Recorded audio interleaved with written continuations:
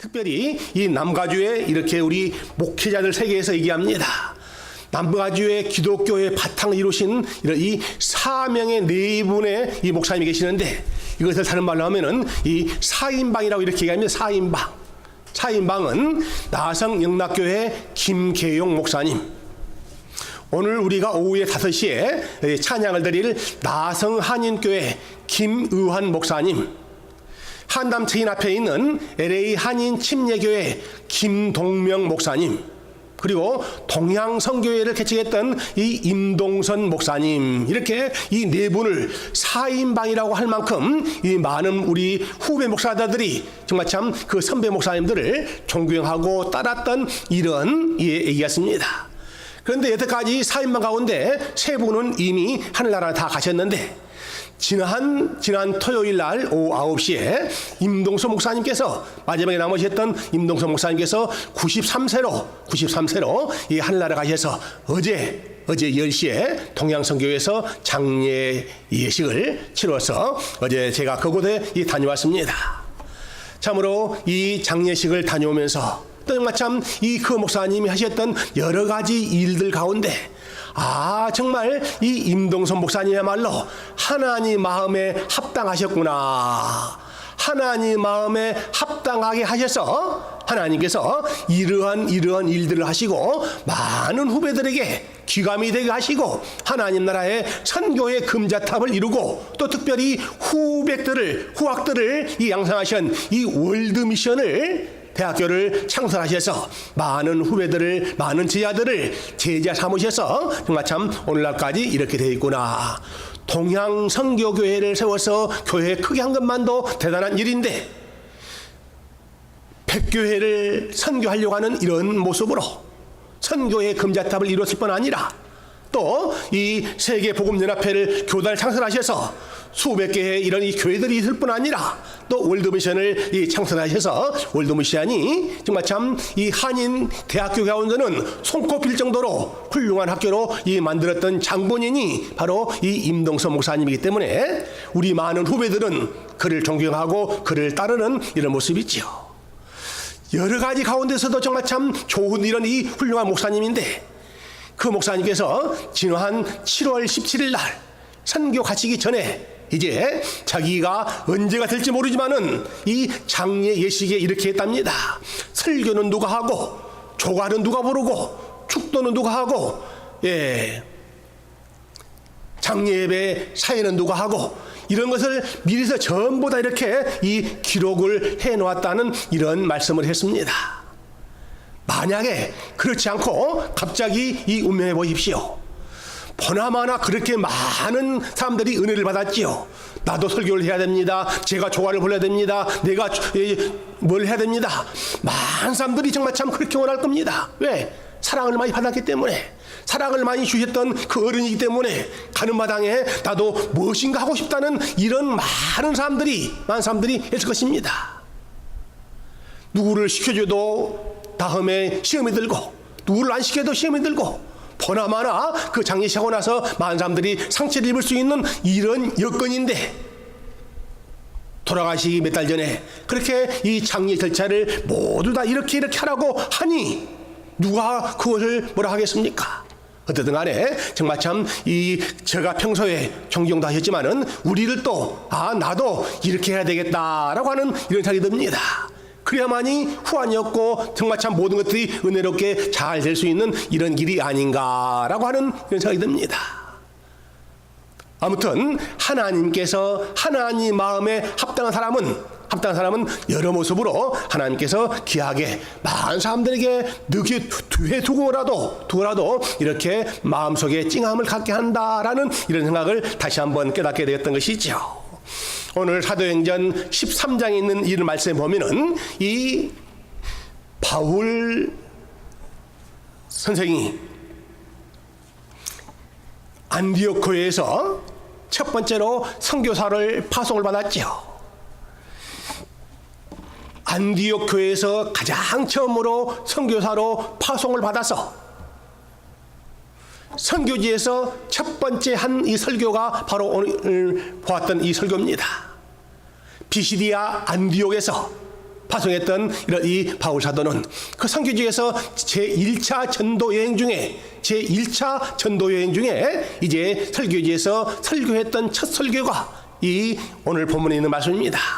하나님 마음에 합당해야만이 우리는 하나님 앞에 쓰임을 받고 하나님 나라에 크게 사용을 받습니다 라고 하는 이런 이 요지의 말씀이지요. 이 처음이라고 하는 것은 늘 우리에게 정겹고 좋은 이런 모습이지요.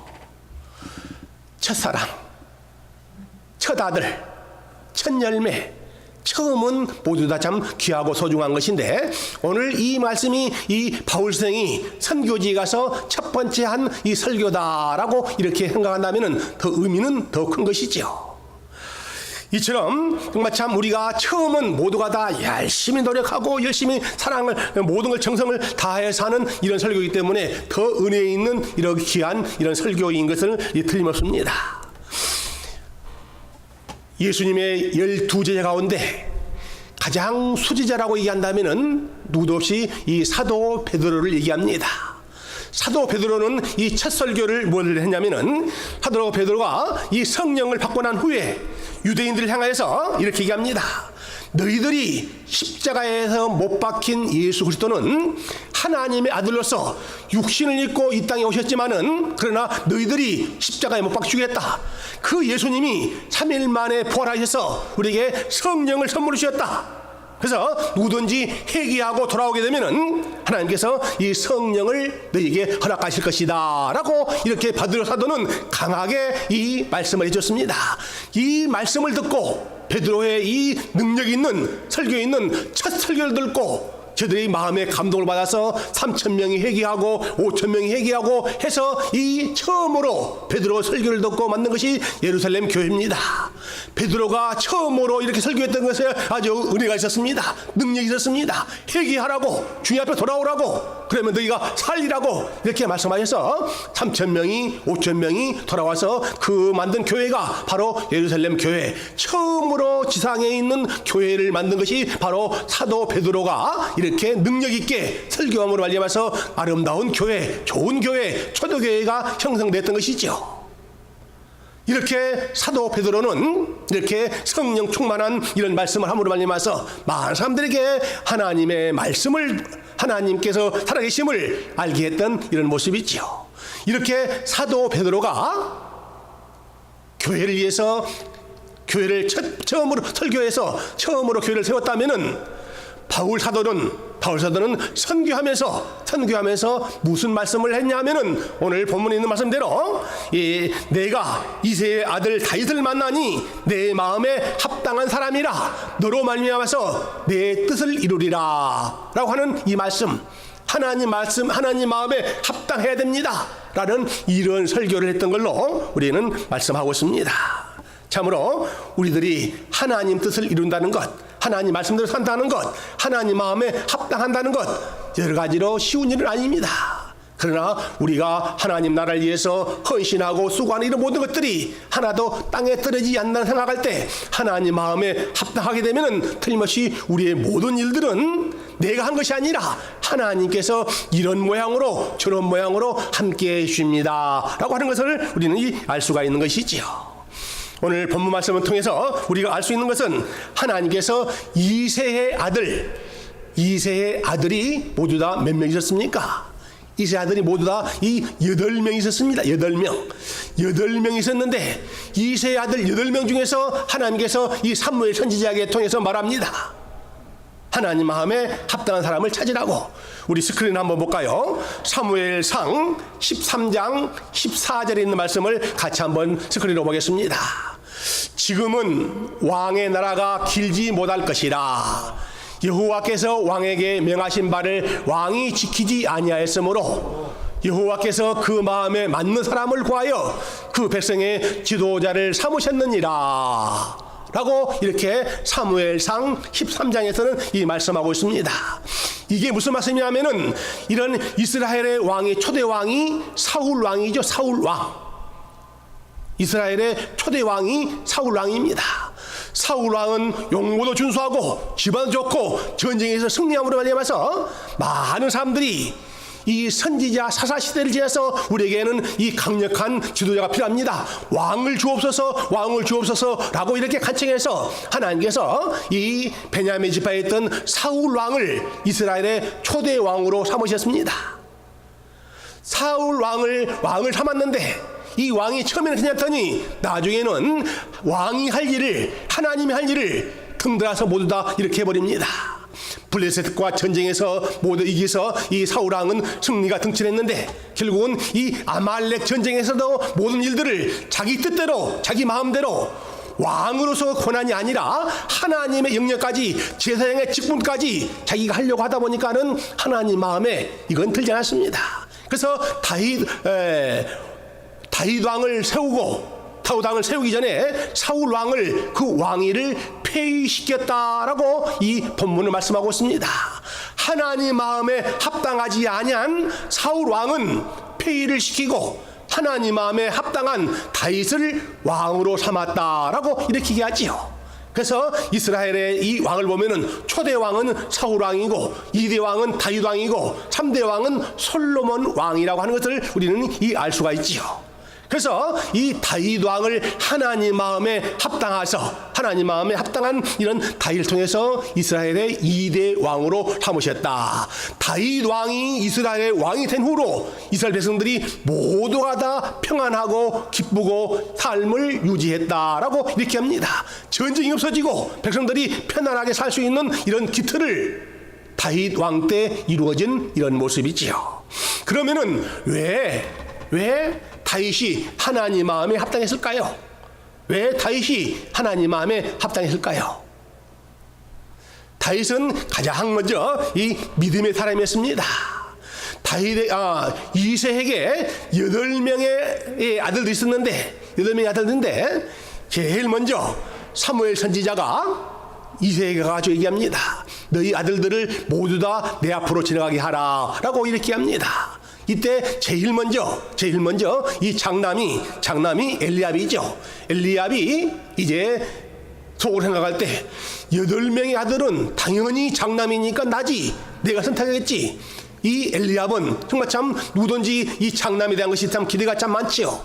용모도 준수하고 든든하고 얼굴도 잘생긴 이런 이 엘리압은 하나님께서 나를 선택하실 것이다 하는 이러한 마음으로 보무도 당당하게 이 사무엘 선지자 앞을 지나갔습니다. 사무엘 선지자는 고개를 흔듭니다.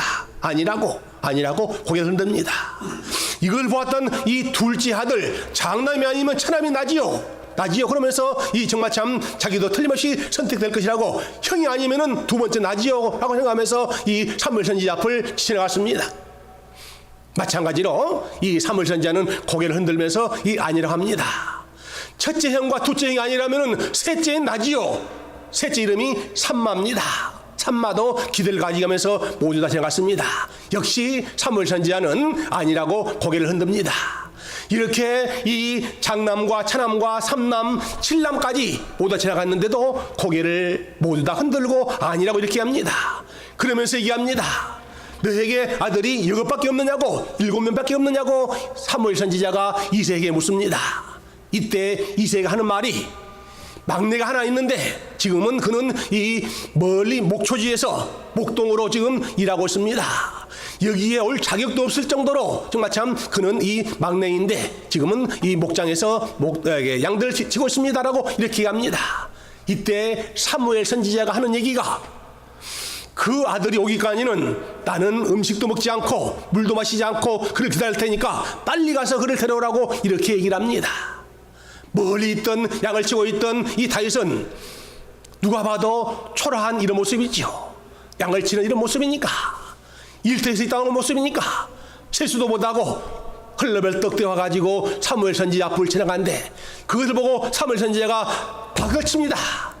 이것이다라고, 내가 이새의 아들 다윗을 만나니 내 마음에 합당한 사람이라고 막내 이 다윗을 보고 이렇게 얘기하면서 그를 통해서 내 뜻을 이루리라, 아버지의 뜻을 이루리라, 하나님의 뜻을 이루리라고 이렇게 말씀하신 것이 오늘 사도행전 13장의 본문에 있는 말씀이지요. 그렇습니다. 하나님 마음에 합당한 이 다윗은 어떤 사람이냐면은, 첫째는 그는 이 믿음의 사람이었습니다. 믿음의 사람. 7명의 형제들, 8형제 가운데 7명의 모두 다 가지고 있지 않는 가운데 바로 하나가 바로 이 믿음입니다. 믿음의 사람이기 때문에 그는 선택함을 받았고 하나님 마음에 합당했다. 옛날에 한국에 있을 때 보면은 목사님 중매 좀 해주십시오. 목사님 결혼해야 되는데 결혼 대상자가 없습니다. 그러면 대상자가 누굽니까? 라고 물어보면은 한결같이 다른 조건은 아무것도 없고 믿음 하나만 보면은 믿음 좋은 총각이면은 믿음 좋은 처녀면은 결혼하겠습니다. 라고 이렇게 했던 이런 기억들이 참 많습니다. 맞습니다. 믿음이 좋아야만이 집안도 경력도 학벌도 모든 것을 능가할 수 있습니다. 믿음이 엉망인데 학벌 좋으면은 교만합니다. 믿음이 없는데 능력이 있으면은 그거 정말 잘못된 경우가 참 많습니다. 믿음이 좋으면은 이 학벌이라든지 경력이라든지 모든 능력을 모두가 다 할 수 있는 이런 것들이 있죠. 다윗이 바로 그렇습니다. 아무것도 이런 이 조건이 키도 크지도 않고 몸도 튼튼하지도 않고 볼품도 없고 아무것도 없습니다. 근데 이 다른 7 형제들보다 다 없는 가운데 하나가 바로 이 믿음이었다. 그 믿음은 어떤 믿음이냐면은 이 아버지께서 나에게 주는 이런 양들을 치는데 다른 형들은 되면 되대로 마음만 대로 했습니다. 그런데 이 다윗은 아버지께서 나에게 준 이런 양들을 내가 잘 지켜야지 라고 하면서 그는 이 사자가 오면은 사자를 정말 참 입을 찔 정도로 이 양을 지키고 보호하고 91마리보다는 1마리 양을 잘 지키고 관리하는 이런 믿음이 있었기 때문에 하나님께서 내 마음에 합당한 사람이다 라고 이렇게 합니다. 자, 우리 스크린 한번 더 볼까요? 히브리서 11장이 믿음의 장이죠. 히브리서 11장을 다 읽으면 좋은데 시간이 없기 때문에 히브리서 11장 6절 말씀만 한번 보도록 할까요? 같이 한번 읽어봅니다. 믿음이 없이는 기쁘시게 못하나니 하나님께 나간 자는 반드시 그가 계신 것과 또한 그가 자기를 찾는 자들에게 상 주시는 이심을 믿어야 할지니라. 믿음이 없이는 하나님을 기쁘게 못합니다. 믿음이 없이는 누구도 기쁘게 못합니다. 믿음이 있어야만이 상대방을 기쁘게 하고 특별히 하나님을 기쁘게 하는 것은 바로 이 믿음이죠. 이 믿음이 있기 때문에 신뢰가 있고 믿음이 있기 때문에 모든 것을 가능하게 하는 이런 것이죠. 다른 형들이 했던 이 믿음을 통해서 그는 정말 참 최선을 다하고 충성을 다한 이런 이 다윗이 하나님 앞에 믿음의 사람이 되었습니다 라고 이렇게 얘기합니다. 다윗은 첫째는 믿음의 사람인가 하면은 두 번째는 기도의 사람이었습니다. 기도를 많이 한 사람은 하나님께서 그에게 무언가 다른 것을 느끼게 되지요. 정말 참 기도를 많이 한 사람은 애모는 별것이 없어도 마음에 이런 귀한 중요한 것이기 때문에 늘 기쁨과 감사하며 살 수 있는 것이 바로 이 기도의 사람들이죠. 기도를 많이 한 사람들은 그 이 몸매에서 그 인격에서 풍겨난 것 자체가 다릅니다. 가볍게 이렇게 촐랑대고도 하지 않고 정말 참 의시되지도 아니하고 잘났다고 뽐내지도 않고 내가 누군데라고 사람들한테 말하지 않아도 믿음 있는 사람은 기도한 사람은 정말 참 그 몸에서 인격적으로 모두 풍기기 때문에 이것은 하나님 마음에 합당하게 되고 사람에게도 인정을 받고 사랑을 받을 수 있는 이런 조건이 바로 기도를 많이 한 사람입니다. 다윗은 누구보다도 기도를 많이 한 사람이었죠. 세 번째로는 다윗은 누가 뭐래도 찬양을 가장 많이 한 사람이었습니다. 시편 150편이 있는데 시편 보면은 거의 가다 다윗이 기도하면서 하나님께 찬양했던 이런 노래가 바로 이 시편입니다. 찬양은 듣는 사람도 은혜가 되지만은 찬양은 부르면서도 은혜를 받는 것이 바로 이 찬양이죠. 세상 노래를 부르면 사람들도 기뻐합니다. 그런데 하나님께 드리는 이런 노래는 하나님께 드리는 찬양은 정말 참 무엇보다도 하나님께 영광 돌리는 가장 좋은 모습이 바로 찬양이죠. 웨스터민스터 신앙 고백의 제일 첫째 제 1문답이 사람의 목적이 무엇이냐, 사람이 사는 목적이 무엇이냐라고 이렇게 물어볼 때 그 답은 그렇습니다. 우리 피조물이 하나님을 영화롭게 하는 것이 제1목적이라고 얘기하는데 하나님께 영광 돌리는 가장 좋은 이런 도구가 바로 툴이 바로 찬양이다 하는 이런 모습이죠. 다윗은 이렇게 이 목동으로서 여러 가지 일을 할 때마다 이렇게 찬양하는 이런 모습이기 때문에 하나님께 합당한 사람이라고 인정을 받았다. 첫째는 믿음의 사람, 두 번째로는 기도의 사람, 세 번째로는 찬양의 사람을 하나님께서 기뻐하고 그를 통해서 위대한 일을 만들었습니다 라고 이렇게 얘기합니다. 그런가 하면은 이 다윗은 순종의 사람이었습니다.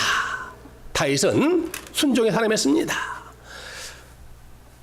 하나님께서 말씀하실 때 사무엘상에도 이렇게 말씀합니다. 순종이 제사보다 낫다. 황소를 잡아가지고 제사를 드리는 그 모습보다 더 나은 것이 바로 이 순종이다라고 이렇게 말씀합니다. 그런데 이 다윗은 이렇게 이 순종의 사람이었습니다. 이 사울 왕은 내가 왕임내 하고 왕으로서 해야 될 일을 해야 될 텐데 이 제사까지 예배까지 간섭하다 보니까 이 사울 왕은 하나님 말을 듣지 않고 거기서 쫓겨나는 이유가 바로 그런 얘기였습니다. 자기의 일을 해야 되는데 자기 일이 아니라 남의 일 영역까지 이렇게 침범하고 하면서 이 잘못된 일을 함으로 그 왕위까지 폐위를 당했던 이런 모습이 있죠.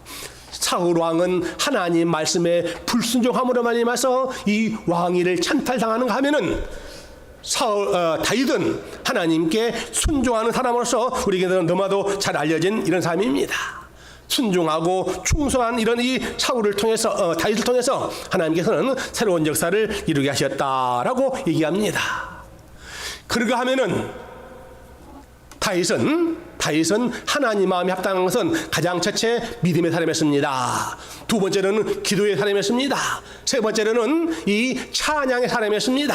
네 번째로는 순종의 사람이었습니다. 마지막으로 다섯 번째는 이 다윗은 회개하는 일에 정말 참 누구봐도 앞장섰습니다 라고 하는 얘기입니다. 여러분, 사람이 살다 보면은 틀림없이 실수도 있고 잘못도 있고 정말 참 내가 뜻하지 않게 이런 실수할 때가 종종 있습니다.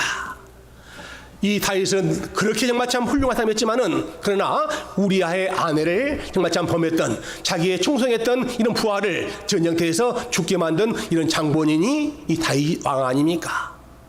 그런데도 다윗 왕이 나단 선지자가 와가지고 다윗에게 이런 것은 잘못된 일입니다라고 얘기했을 때 보통 사람들 같으면은 네가 무엇인데, 네까지 것이 무엇인데 라고 이렇게 교만한 마음이 들기가 쉽지요. 내가 목사인데 목사 말을 안 들어? 그런 목사는 오래가지 못합니다. 내가 장로인데 왜 장로 나를 안 받들어줘? 이렇게 얘기하는 장로들은 오래가지 못합니다. 그런데 다윗은 그렇지 않습니다. 이 나단 선지자, 이름 없는 선지자가 와서 이 다윗에게 외칠 때 다윗은 그 자리에서 무릎을 꿇고 하나님 앞에 잘못했다고 회개했습니다. 그 회개가 뭐냐면은 침상에 젖을 때까지 이렇게 눈물을 흘리면서 간구하면서 회개했다 하는 이런 말씀이 있습니다. 이런 말씀이 성경에 있습니다. 자기보다도 나이가 어리고 자기보다도 배운 것이 없고 자기보다도 가진 것이 없는 사람이 나한테 말할 때 니까지 것라고 얘기한 사람은 틀림없이 교만 방지한 사람입니다. 그래, 그 말씀이 말 수도 있겠군요. 받아들인 사람은 겸손한 사람입니다. 성경 말씀 한번 더 볼까요? 오늘의 말씀에 가장 하이라이트 되는 이런 말씀인데 잠언서 16장 18절 말씀을 같이 한번 스크린을 통해서 같이 보겠습니다. 한번 읽어봅니다. 교만은 패망의 선봉이요 거만한 마음은 넘어짐의 앞잡이니라. 교만 방자하게 되면 틀림없이 망하게 됐습니다. 겸손하면 하나님께서 은혜를 주시고 겸손하면 하나님께서 복을 허락하시지만은 교만하고 방자하면 틀림없이 넘어지고 패망하게 된다라고 하는 이런 얘기지요. 여러 가지로 성경을 말씀하겠지만은 정말 참 성경 전체에 흐르는 이런 것을 다른 말로 말하면은 이 말씀으로 딱 얘기합니다. 교만하면 망하고 겸손하면은 은혜를 받습니다라고 하는 얘기입니다. 이렇게 이 다윗은 이런 삶을 살았기 때문에 하나님 마음에 합당한 삶이 됐습니다 라고 이렇게 얘기합니다. 사랑하는 여러분, 우리가 10월달 시작합니다. 10월달도 여러 가지로 힘들고 어려운 일이 많을 겁니다. 그러나 우리가 믿음을 가지고 기도하면서 하나님께 찬양하면서 하나님께 순종하면서 우리가 잘못된 일을 분명히 잘못했다고 우리가 이 고백하고 회개할 수 있는 이런 마음으로 한다면은 임동성 목사님이 훌륭했던 그 어를 생각하면서 하나님 마음에 합당한 그 어른의 글을 따라가면서 또 하나님께서 이 성경 말씀을 통해서 우리에게 주는 이런 귀한 메시지는 첫째 믿음으로 살고 기도로 살고 찬양으로 살고 순종하면서 또 회개하면서 사는 사람이 복이 있는 사람이고 값진 삶을 살 수 있습니다 라고 하는 이런 말씀과 특별히 우리가 살아가면서 우리들 마음속에 해야 될 가운데 하나가 바로 감사하는 마음을 가져야 됩니다. 감사하는 마음을 갖게 되면은 모든 일이 풀려집니다. 그런데 감사함을 갖지 못하고 누구 때문이라고 누구 탓이라고 청구하게 되면은 모든 일이 힘들고 어려울 수밖에 없는 것이 우리의 현실이지요. 제가 마지막으로 정리합니다.